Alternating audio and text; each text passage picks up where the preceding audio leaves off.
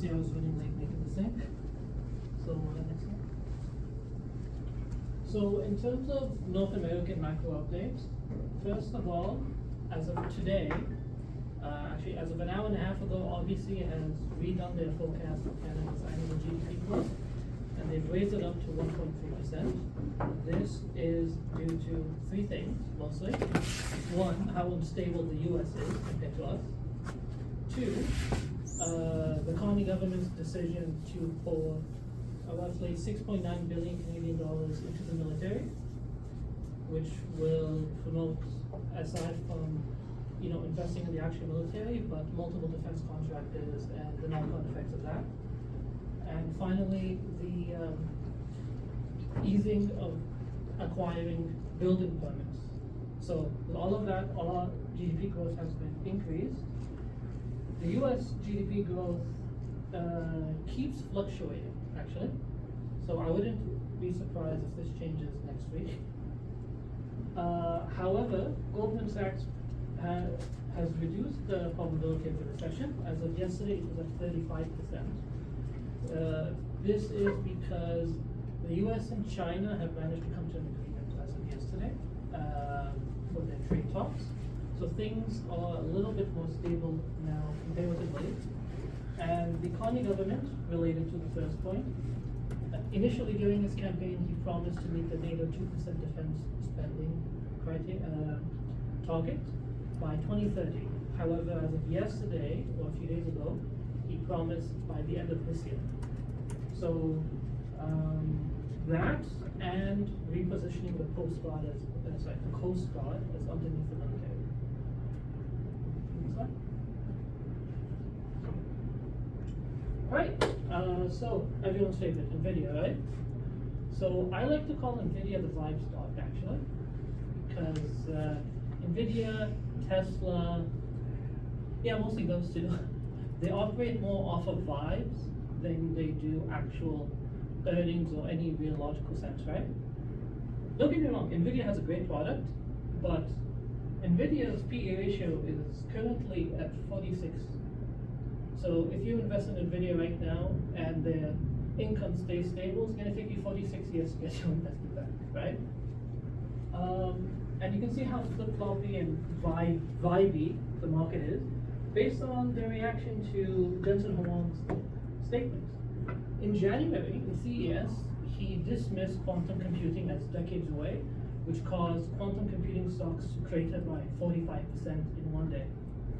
As of yesterday, as of 2 days ago, I'm sorry, he changed his mind and has invested in a quantum computing company, not Qubit, but he changed his mind and said it's a very promising technology, sending Qubit up 45% in the last 5 days. Aside from that, is anyone here not familiar with the difference between NVIDIA's enterprise solutions and their consumer stuff, like the laptops? I could use a refresher. Right. So when it comes to laptops, everybody wants a thin and sleek laptop, right? Nobody wants something too bulky with low battery. So NVIDIA can't just stuff their best graphics cards in there, the things that dominate the enterprise market, right? So currently, actually, AMD is the top dog AMD and Apple are the top dogs in the mobile industry. So NVIDIA has teamed up with MediaTek, which is a rival of Qualcomm. Qualcomm is the company that produces almost every single North American Android CPU, right? Outside of Apple, almost every single company in North America uses Qualcomm. So MediaTek is their rival, pretty dominant in Asia. So NVIDIA and MediaTek have combined efforts for the last 2 years to build a product to break into the laptop market, where they're going to use a MediaTek CPU along with an NVIDIA GPU. And it was all rumors until yesterday, where they confirmed a September release date. Next slide. So, real quick, due to all of the uncertainty, the World Bank has changed their global GDP forecast. So everyone here know what GDP is? Any questions? Feel free. This thing's about to be a conversation. If you guys don't, does everyone here know what PE means? You mentioned PE before, right? So. Yes, I should have asked. Like, does everyone here know what PE means? I forgot. Isaac, what does PE mean, man? You asked, man. You want to explain what PE is real quick? Yeah, so PE was the current, what was it? Price per share divided by the earnings per share of a company, right? So earnings per share is a company has their revenue, has their net profit.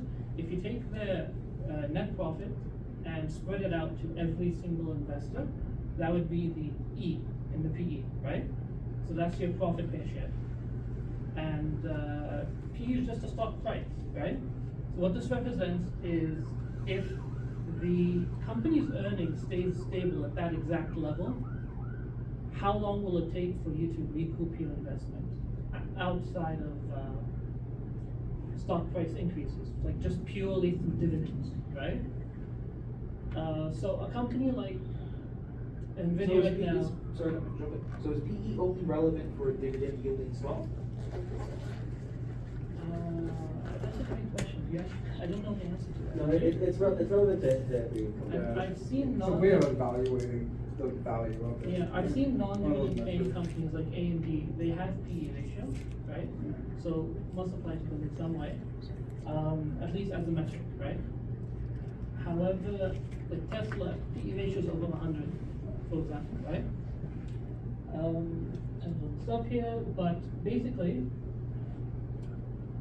the World Bank says developed nations have basically stopped developing, whereas development in Asia has just been increasing rapidly over the course of the last 10 years, especially in China, although China's on the downtrend now, and the countries surrounding China. So 70% of all countries in the world have reduced GDP growth forecast from the World Bank. However, they are not predicting a global recession, although they never do. Right, and just real quick, the US and China finished their trade talks yesterday on a positive note, but the market closed down and they didn't react to the news until this morning, and you can see all the major indices are up, right? This actually gives legitimacy to what Joshua wants us to do for the bot. Remember, you want us to have the bot ingesting real-time news and reacting on it. So just goes to show that even though people try to keep a pulse on the market, humans react slowly. And so something like the current project the society has going on would be good at taking advantage of something like this actually. The US dollar has been tanking, which is not good for me. I get paid in US dollars, so that's not really good for me. But yeah, everything else is up. Canadian bond yields are up actually, so that's two reasons why the exchange rate is up. And crude and gold just continue to go up. Gold is up, I think, like 40% year over year. Which, yeah, if you have US dollars, put it into gold. I think gold's only up 47%. Was it? I think gold's only up 47% Are they year to date, but it says year? since January. Double check. Was it either 6 month or year over year? One of the two. I just had a quick question there. For the USD exchange rates there, the minus 1.5% is, the exchange rate for CAD is going up and therefore you're getting more USD, or is? No, so this is USD to Japanese yen, right? Okay. So Yes, okay, yes, it's clear. So $1 will now get you 1.07% less Japanese yen compared to last week. Okay. So basically USD is going up. Other way around, USD is down. Like if you exchange, like this is the Indian rupee, right? Last week,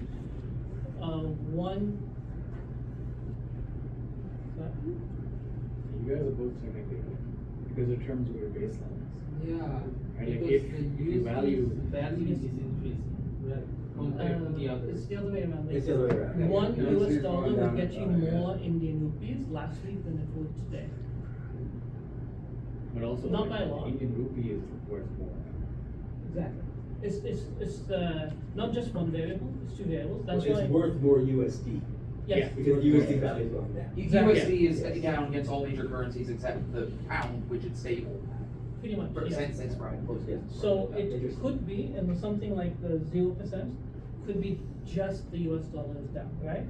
Something like the Canadian dollar and the euro is two variables. It's the US dollar being down and the Canadian dollar and the European euro being up simultaneously, right? Sorry, I want to cut you off right now. that's the last slide. Okay. Is it the last one or is it not? I think the next. Yeah, these are just my sources. Sorry, that was stream of consciousness rapid yapping. Does anyone have any questions? Perhaps not quite a financial, Mark, there's probably not so much questions as I thought. I wonder how much, like on the first slide, you said that the GDP growth is anticipated because of the currency's investment in the military. Yes. I wonder how much of that is going to be achieved just from paper changes, say from rolling the Coast Guard's budget into That's- the. Because that would be no actual change in that's spending, an right? actually great question. It's a big criticism about that. So- Coast Guard's like makes up like 20% of that. Yeah, exactly. So currently, in terms of military spending, whatever they spend on the Coast Guard currently does not count, right? On the books, it's completely separate. So by incorporating the Coast Guard into the, I guess, same budget as the rest of the military, in one way, he's getting closer to meeting the NATO 2% GDP spending. Without actually spending an extra penny. Right. However, I think that saves like 0.2%, something like that, 0.1%, something like that. No, pennies add up. If It you does fold, add if you up. fold enough existing expenses into that docket, then. And don't get me wrong, the Coast Guard budgets themselves are actually gonna go up, mostly thanks to defense industry, actually. I used to work with the DFO, way back when, and their budget's just been kind of going up, right? At least provincially, not federally. I don't think they have a, I don't think DFO has a No, provincial budget. no. PAL and DFO, that's what I was looking at. Sorry, PAL is just a Powell's a provincial contractor. company. Yeah. It's a company. Power elements. Yes, Yeah. PAL Engineering in the space station, right? Right. But yeah, no, you're right. By increased spending, I was kind of meaning that if they're spending more on contracts to upgrade their current equipment, right? Which is what a large portion of the military spending is going for. The Canadian government is actually trying to buy less American equipment. We're aiming to Love this increase. conversation. It's Right. very educational. Only for time. What? Only for the time. Today's topic is on liquidity in FX. Today's session is going to kind of lead into next week's session. We're actually really cool information on that coming up right after this deep dive. We're going to talk really quickly about liquidity. We're running a little bit behind on time, so I'm going to try and rush through this. But also, we want to ensure that all of you guys completely understand it. Because again, there's no point of you guys being here at 5 p.m. if you walk away from this room and you take nothing. There's no point of you just sitting here if you don't understand something from this, right? So, have you ever heard the phrase, like someone says, oh, I'm not very liquid right now, or like, what do you think liquidity means? Just someone who, anyone want to take a guess as to what liquidity means? Yep. Basically, having cash but not assets that Yeah. cannot be turned into cash in the next month. Yeah, 100%. That is one definition of liquidity, and that's not wrong. It's 100% right. Anyone else want to take a guess? What do you think liquidity means? Just the word. How fluid your assets are. Yeah, exactly, right? So just to illustrate that point, let's look at a simple example, right?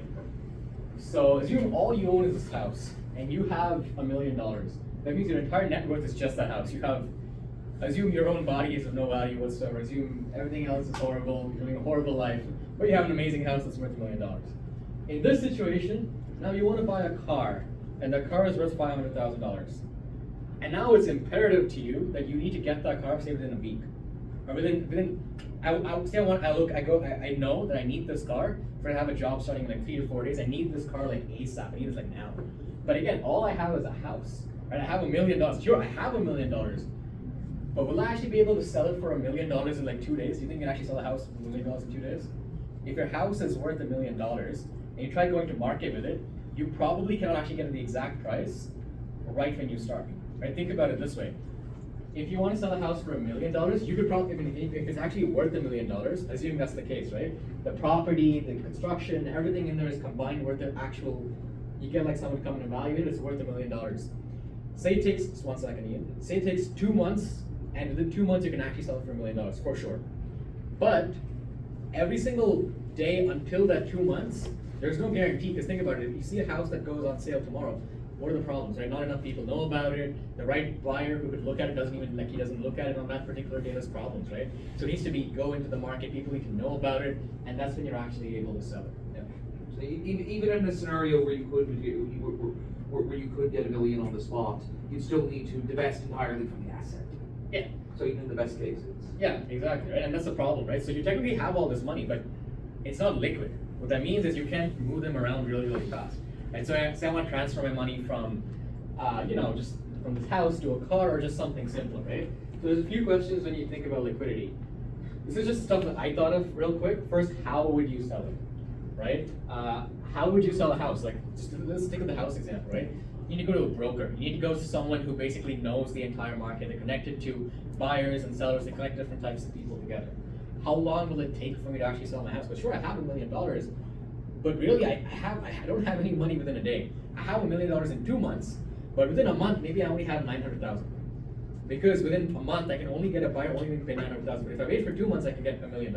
So I lose that $100,000, right, within that 1 extra month. So time is important to you, especially when looking for liquidity. Another thing you care about is who would you sell to in this situation?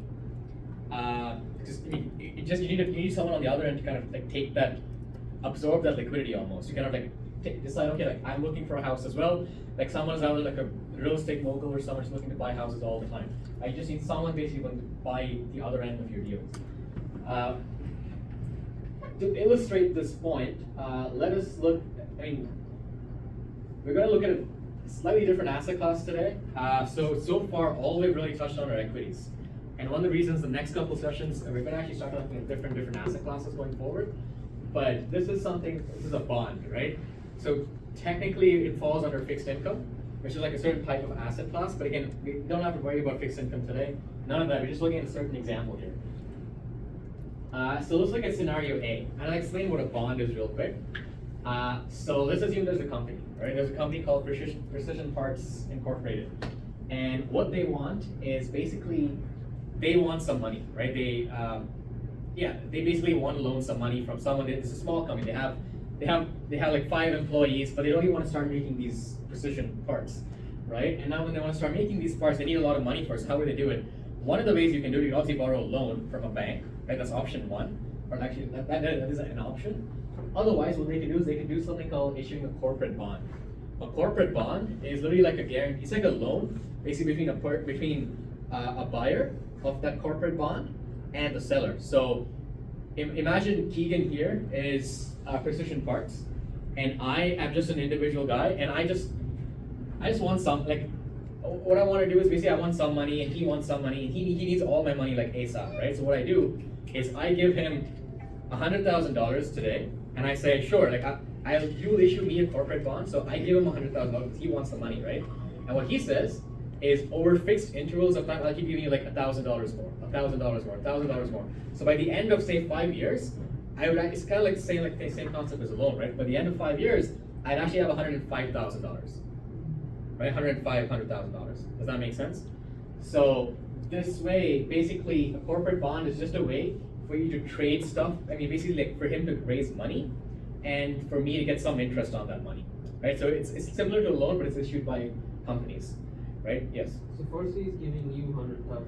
I'm giving him 100,000. Okay. And what he does is, This example, I need the money. yeah, because he's Precision Parts, right? And he wants to raise that money as a company. So what he does is I give him 100,000, but say every month he gives me like 1,000 back extra. like as part of that. So by the end of say our term is for 5 years with corporate bond, it's a 5-year bond. That's how you'd refer to it. So if it's a 5-year bond, or basically expiry, because at 5 year when your entire term expires, I will get back $105,000 while I gave him $100,000, assuming your coupon rate or whatever is like 5% or something like that. Not exactly, the math is a little more complicated, but so there's certain ways in which corporate bonds can trade on an exchange, right? And we've looked at exchanges in the past, and exchanges are super, super important. So for example, for Figgy, right? How many of you here have played Figgy so far? Okay, cool. Most of you guys here. In case I see some new faces here, so if you guys aren't familiar, Figgy is just like a game you play to like trade cards with each other. But basically, when you wanted to buy, say you really want to buy a spade, right? How would you buy that spade? You're not actually standing up.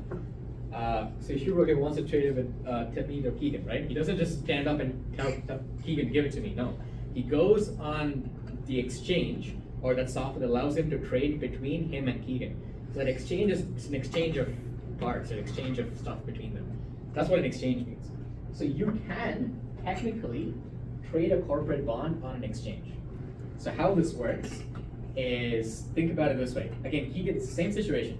Keegan wants to raise money, but now what he does is, instead of asking for $100,000 just from one person, he puts it on an exchange. So I can buy a part of that, say $100,000. So there may be 100 people, each contributing $1,000. Together, he still gets his $100,000, and that $5,000 I was getting originally split amongst 100 people. So really, net is the same thing, but now he doesn't owe it just to me. Like he owes it to say 100 different people. So it's like an exchange, right? Because there's a way for them to kind of exchange those goods. Because he wants money, and I want that interest. We're kind of creating a conduit for that. And who does this? I mean, in this situation, it's just this company, Precision Parts, that's doing it. But who would they like trade it with, right? If you're trading on an exchange, usually the people who are like trading on the other side of the exchange, say me, there's like 100 people, and you're all investors, right? You'd have to be like a mutual fund, pension fund. It would just be like me. I can literally go on, open up your app like Questrade, Interactive Brokers, whatever app you use, like Wealthsimple, if you use anything to trade, that's how you get it, right? So you get access to trade stuff, and I'd be able to buy a small percentage of that corporate bond, and that way I get like that small coupon and I get that small interest from that, right? So that makes perfect sense to everyone. Anyone not understand it? Okay, perfect. So in this situation, this is liquidity. So assume now again, Keegan's still Precision Parts Inc. And I am a fund manager in this situation, and I want to buy this bond, right? I want to buy this bond, and I'm getting coupon rates for every single time I hold that bond. So I get this interest, say monthly. I get this interest every single month while I hold this coupon bond. But then in a week, I decide, you know what? I don't trust Keegan anymore. His company may just go broke tomorrow. So what I'm going to do is I'm just going to sell my bond, and someone else will buy it, right? So that's powerful, because now I don't have this obligation directly with Keegan. Like I'm not really risked as much. I'm not exposed to as much risk of Keegan's company failing. Because think about it, the issue with bonds and stuff like that, the corporate bonds especially, is Keegan will not pay me back. Like bonds are slightly different, but think about it this way: Keegan will not pay me back if his company goes bankrupt. So if Keegan's company goes bankrupt, I won't get anything. So like a certain risk associated with it, right? Because he could be like two people, it could just be Keegan. He's like, give me $500,000 because it's me, and like I could give it to him. I could, but there's like a higher risk with that, right? So that's basically a big factor. And again, so the concept here is liquidity, because if I own that corporate bond, or I own like a share currently, right? Just anything, you own it, you can actually get rid of it really, really fast. It allows you to transfer your assets into cash. Or cash also technically is an asset, right? But it's a medium by which you can actually buy anything. It's the fastest asset you have, right? It's the most liquid asset you can think of, like just cash, because I can exchange cash for anything. Okay. What's also cool is, again, like he asks you to rate, like just look at this very example, right? So I'm a fund manager, I want to buy Keegan's bond, and my boss basically tells me I want to sell it. I can place that order on the exchange, like the Figgy's app which we use to exchange, and within seconds, someone else will buy it. So Figgy doesn't always happen because our market is really just like 4 teams, 5 teams. It's not many teams, but imagine the same market with hundreds of thousands of teams playing, right? So imagine you're buying, say, Figgy cards. There's hundreds of thousands of teams. There's someone out there who will buy your trade or buy your particular card. Now, let's look at scenario B.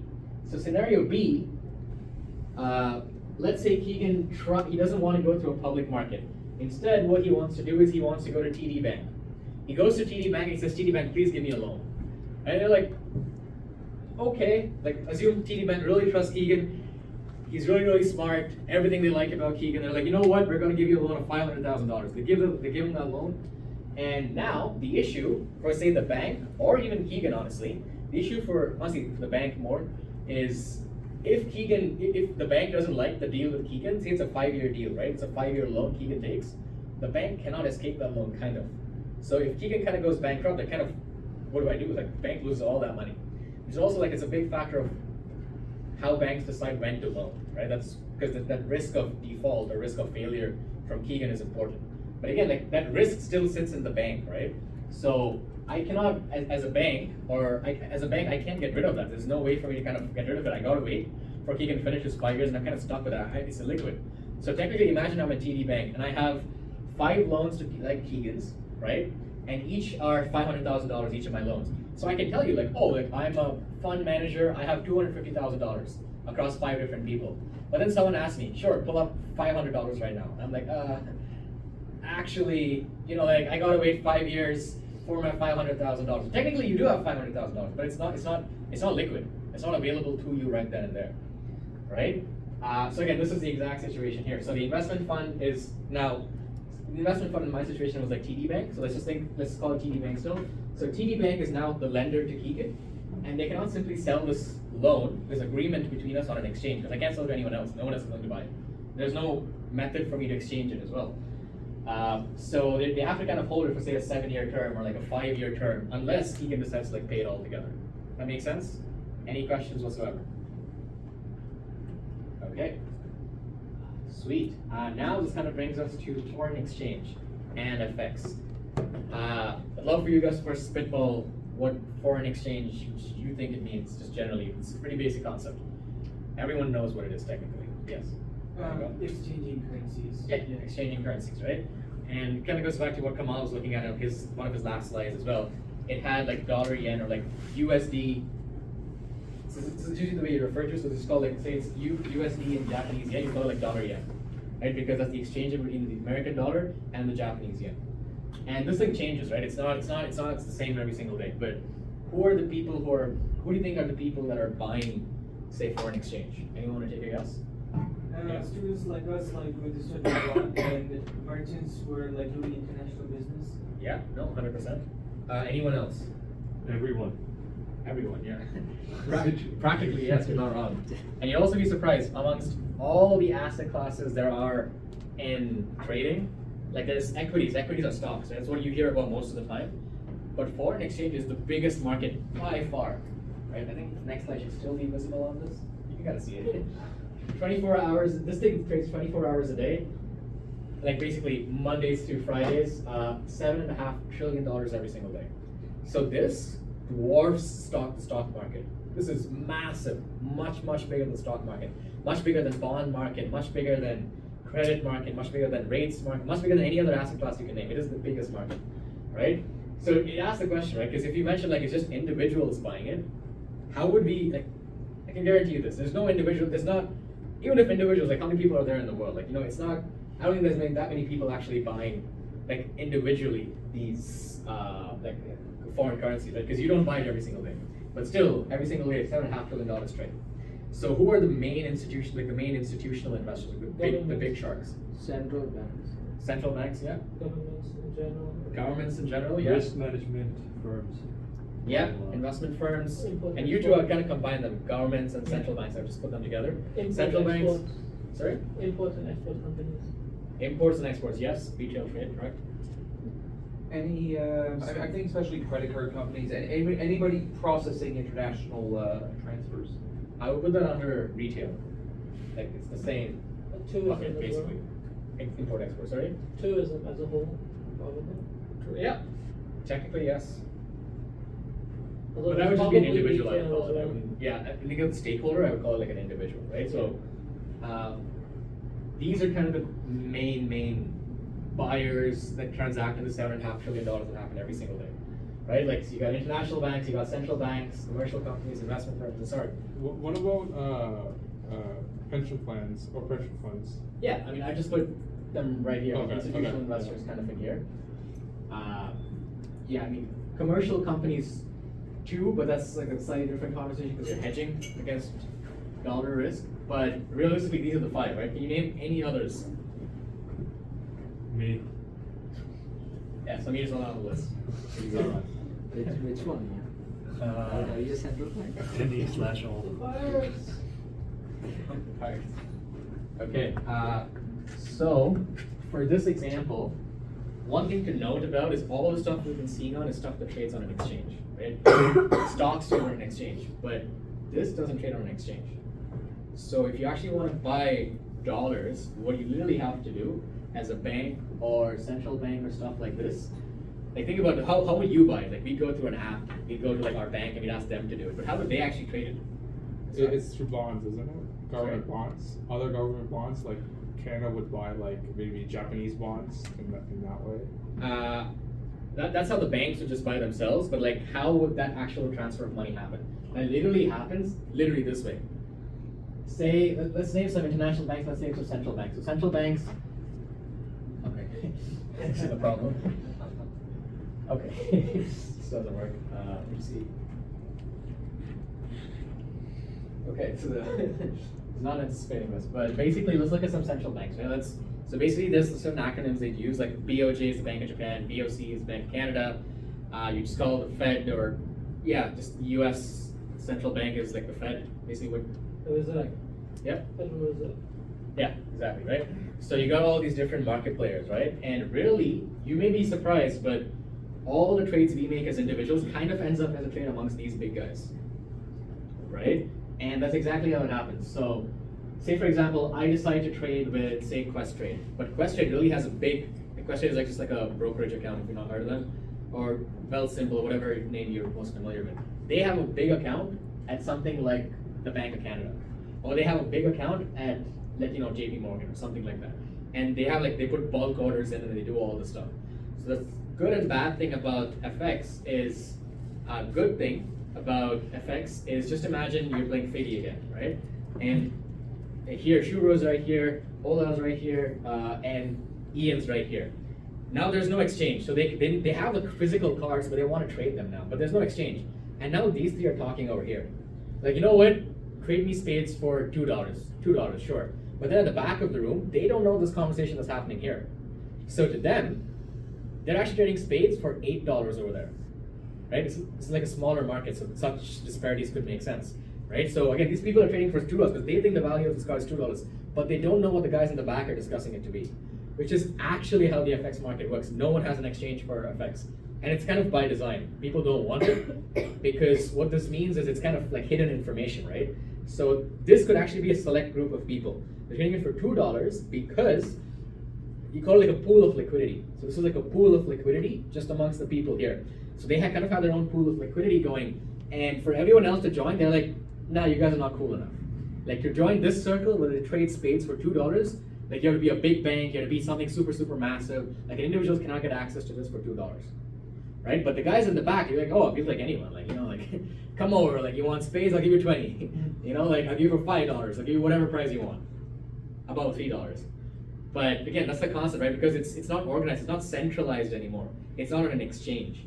So stuff that trades on an exchange, the value of it is you always know, most times at least, because 90% of everything trades on an exchange, right?